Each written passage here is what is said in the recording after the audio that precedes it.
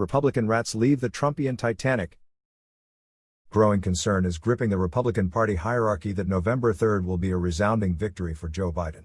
More and more elected Republicans, threatened with defeat, are distancing themselves from Donald Trump. Texas Senator Ted Cruz is sounding the general alarm. "I think this could be a terrible election. I think we could lose the White House and both houses of Congress, that it could be a bloodbath of Watergate proportions." In the 1972 election, Richard Nixon was re-elected with an extraordinary total of 520 Electoral College votes and 60.7% of the popular vote.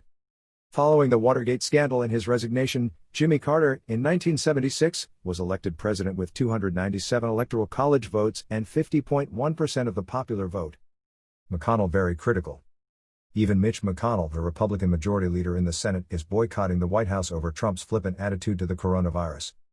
At 78, he fears he might be infected. To stand out from the president, he explains that in the Senate, masks and social distancing are mandatory. McConnell's attitude is an indication of the threat that the management of the pandemic poses to the Republican majority in the Senate. The dissent of this staunch and servile Trump ally galvanized the courage of his fellow Republicans. Senator Thom Tillis speaks publicly about the defeat of Trump and a presidency of Joe Biden. Tillis is one of many close to Trump who contracted COVID-19 during a White House event. His re-election as senator from North Carolina is not certain.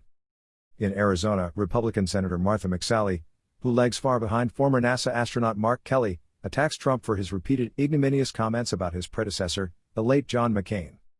Another sign of impending Republican disaster. For months, Democratic candidates in races that will determine control of the Senate have garnered more election contributions than Republican incumbents of those seats.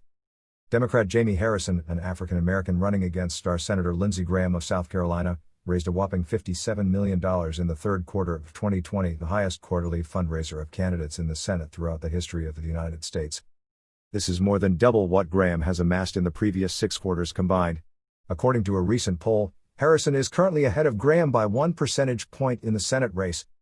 The preeminent political opportunist Graham is currently leading the charge to uphold conservative Justice Amy Coney Barrett in the Supreme Court. In 2016, however, he opposed Obama appointing a Supreme Court judge during an election year. Graham called Trump a jerk and an idiot in the Republican nomination campaign.